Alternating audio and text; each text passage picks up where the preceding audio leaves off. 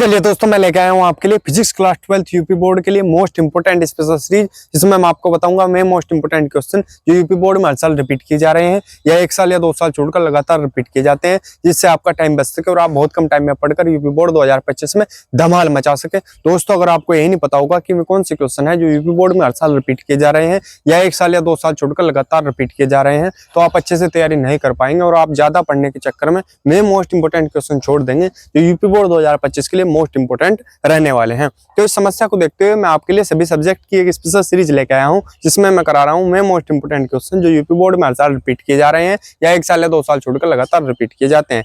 तो इससे आपका टाइम बच सके और आप बहुत कम टाइम में पढ़कर यूपी बोर्ड 2025 में तहलका मचा सके। तो चलिए दोस्तों, स्टार्ट करते हैं इस स्पेशल सीरीज को। तो अगर आपने मेरी फिजिक्स के स्पेशल सीरीज के कुछ पार्ट है मैंने अपलोड कर दिए हैं, अगर आपने उन्हें नहीं देखा तो आप उन्हें जल्दी जल्दी जाकर देख सकते हैं। न्यूमेरिकल्स के भी कुछ पार्ट मैंने अपलोड कर दिए हैं और केमिस्ट्री क्लास 12th के भी मैंने कुछ पार्ट अपलोड कर दिए हैं यूपी बोर्ड के लिए, उन्हें आप जल्दी जल्दी जाकर देख सकते हैं और अपना रिविजन अच्छी प्रकार से कर सकते हैं। तो चलिए दोस्तों, स्टार्ट करते हैं इस स्पेशल सीरीज के इस पार्ट को। क्या है टॉपिक? व्हीटस्टोन सेतु। इसे 4 लाइनों में खत्म कर दूंगा मैं। मोस्ट इंपोर्टेंट है और इसका चित्र याद रखेंगे और मोस्ट इंपोर्टेंट ये यूपी बोर्ड में रहने वाला है। तो क्या है, कौन कौन से सेशन में है? यूपी बोर्ड 2016, 2017, 2019, 2020, 2022 और 2024 में पूछा गया क्वेश्चन है। और एक चीज और बता दूं, अगर किसी के पास 2024 का पेपर है और उसके पेपर में ये नहीं है तो इस चीज का ध्यान रखेंगे। तो ये मत सोचें कि यूपी बोर्ड 2024 में आया हुआ नहीं है, क्योंकि यूपी बोर्ड हर साल 7 सेट बनाता है और ये दूसरे सेट में आया हुआ, एफएस सेट में आया हुआ है 2024 के। तो इस चीज का ध्यान रखेंगे, कंफ्यूजन बिल्कुल नहीं रखेंगे। जो मैं करा रहा हूँ उसे करते चलेंगे और नोट्स बनाते चलेंगे और रिविजन करते चलेंगे अपना, तो आपके बहुत अच्छे नंबर आएंगे और आप यूपी बोर्ड 2025 में बहुत कम टाइम में तहलका मचा देंगे। तो चलिए दोस्तों, स्टार्ट करते हैं इस पार्ट को। टॉपिक का नाम है व्हीटस्टोन सेतु। इसका चित्र बना लेंगे पहले। पी क्यू और एस, ये 4 प्रतिरोध है, ठीक है। ये जी है जिसमें धारा का कुछ नहीं होता, ठीक है, प्रवाहित नहीं होती, मतलब आवेश शून्य, इसका 0 रहेगा मान, ठीक है, कुछ नहीं होता इसमें। और ये ए बी सी, ए सी है ये, ठीक है, ए सी मान लो इसे, ए सी है। और फिर क्या करते हैं, ये ए सी हो गया, ये बी मान लो इसे, b a b c d, d हो जाएगा ये, ठीक है, ए बी सी डी, ठीक है, ये हो गया। अब चलेंगे, ये सेल है, ये कुंजी है के, ठीक है, केबल। अब चलते हैं, इसे लिखेंगे, क्या लिखेंगे, बहुत छोटा सा लिखेंगे इसमें और बहुत ही 4 लाइनों में से सोल्व करा दूंगा मैं, इंपोर्टेंट है वैसे, ठीक है। तो याद रखेंगे इसे बहुत ही अच्छे तरीके से लिखेंगे। इसका आविष्कार, और बहुत ज्यादा नहीं लिखेंगे, ज्यादा लिखने के चक्कर में अपना टाइम वेस्ट नहीं करने के, ठीक है। जो मैं करा रहा हूँ वही लिखेंगे और बहुत कम लिखना है, ठीक है। फालतू की कथा बिल्कुल नहीं लिखनी, अट्रैक्टिव लिखना है, प्रभावशाली लिखेंगे तभी आप अच्छे नंबर ला पाएंगे, तभी आपको अच्छा समझा जाएगा कि इसने अच्छी से नॉलेज है। वरना क्या है, कथा लिख दोगे मॉडल की और बुक की टेप दोगे बिल्कुल, तो उससे नंबर कोई नहीं देने का। उसकी आपकी मानसिकता का पता लग जाएगा कि इसे कितनी समझ है बच्चे को। तो इस चीज का ध्यान रखेंगे और बहुत ही सटीक लिखेंगे। तो लिखेंगे, इसका आविष्कार व्हीटस्टोन ने, इसका आविष्कार व्हीटस्टोन ने किया था उन्हीं के नाम पर,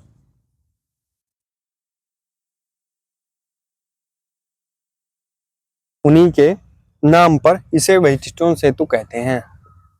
इसे व्हीटस्टोन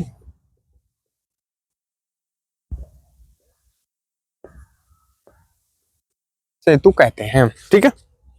इसमें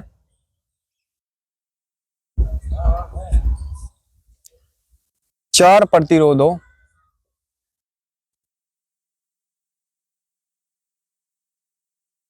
इसमें 4 प्रतिरोधों P Q R S, ठीक है, P Q R S को श्रेणी क्रम में जोड़कर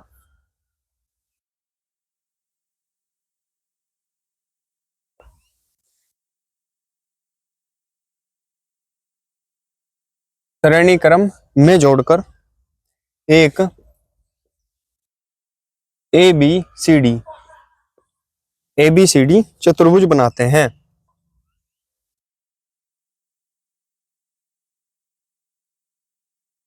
बनाते हैं, बस इतना लिखना है, ठीक है। चतुर्भुज बनाते हैं, क्लियर।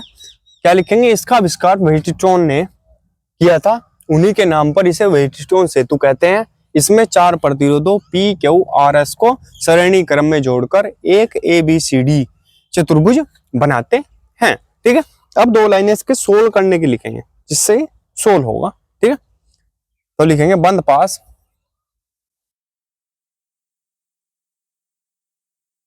ABDA के लिए किरचॉफ का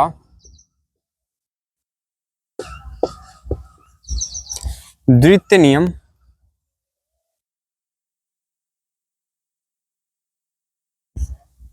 लगाने पर,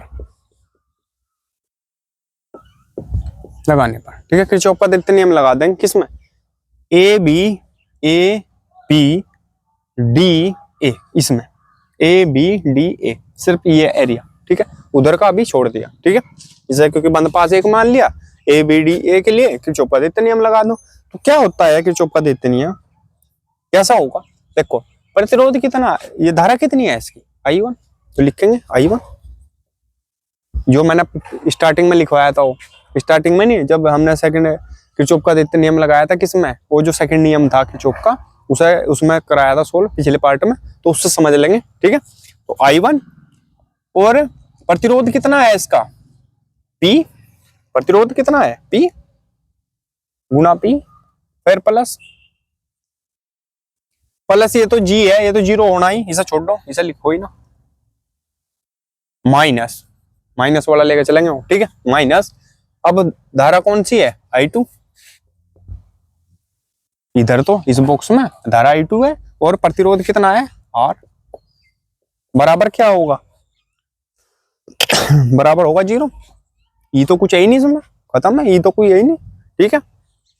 तो ई का मान नहीं कुछ भी है, तो ई है 0, क्लियर। तो ये हो जाएगा I1 P, I1 की P में गुणा करेंगे तो क्या होगा I1 P माइनस I2 की R में गुणा करेंगे I2 R बराबर 0, ठीक है भाई।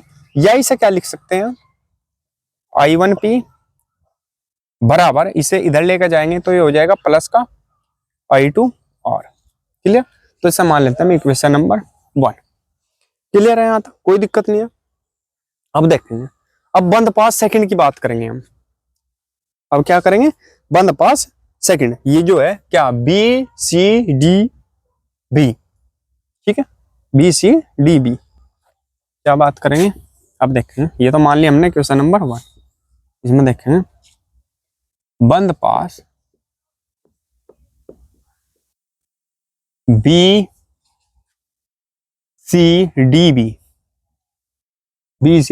में द्वितीय नियम लगाने पर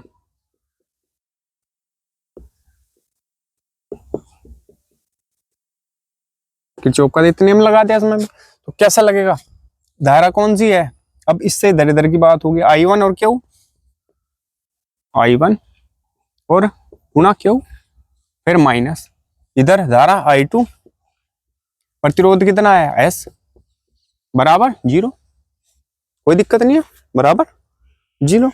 तो क्या हो जाएगा ये I1 Q minus I2 S, इस किस में गुणा करेंगे S बराबर 0, क्लियर दिख रहा है ना, हाँ ये हो जाएगा। अब क्या करते हैं, अब क्या करेंगे इसका, इसे ये माइनस का इसे उधर ले जाएंगे तो ये हो जाएगा प्लस का, तो I1 क्यू बराबर I2 S, इसे मान लेंगे इक्वेशन नंबर 2, क्लियर, ठीक है। तो अब क्या करेंगे, समीकरण 1 को 2 से भाग करने पर, ठीक है, समीकरण 1 को 2 से भाग करने पर तो लिख देंगे समीकरण 1 को 2 से भाग करने पर, समीकरण 1 को 2 से भाग करने पर। अब समीकरण 1 ही है हमारे पास, क्या है I1P बराबर I2R, क्लियर। और इधर क्या है, समीकरण 2 भाग करना है इससे, I1 क्यू बटे बराबर यही तो है, ऐसे ही तो होगा भाग, इसके नीचे ही है, इसके नीचे ही बराबर यहाँ लगेगा। ठीक है, I2S। देखो आया समझ भाग कैसा हुआ। I1P के नीचे क्या होगा, I1Q भाग हो रही। ठीक है, फिर I2R के नीचे क्या होगा, I2S। तो बराबर से इधर वाले एक साइड होंगे, बराबर से उधर वाले एक साइड होंगे, समीकरण 1 के और समीकरण 2 के। क्लियर है। अब I1 से I1 कट जाएगा, I2 से I2 कट जाएगा, क्या बचेगा आपके पास, P/Q बराबर R/S। तो यही क्या है, इसकी संतुलित है वही ट्रिस्टोन सेतु की समीकरण। तो यही हमें सिद्ध करनी थी। ठीक है, स्क्रीनशॉट ले लेंगे इसका। तो दोस्तों अगर वीडियो अच्छी लगी हो तो प्लीज वीडियो को लाइक कीजिए, कमेंट कीजिए और हमारे चैनल को सब्सक्राइब कीजिए और घंटी का बटन भी दबा लीजिए, जिससे आपको हमारी वीडियो की नोटिफिकेशन सबसे पहले मिल सके। मिलते हैं अगली वीडियो में, तब तक के लिए बने रहिए हमारे चैनल पर। धन्यवाद।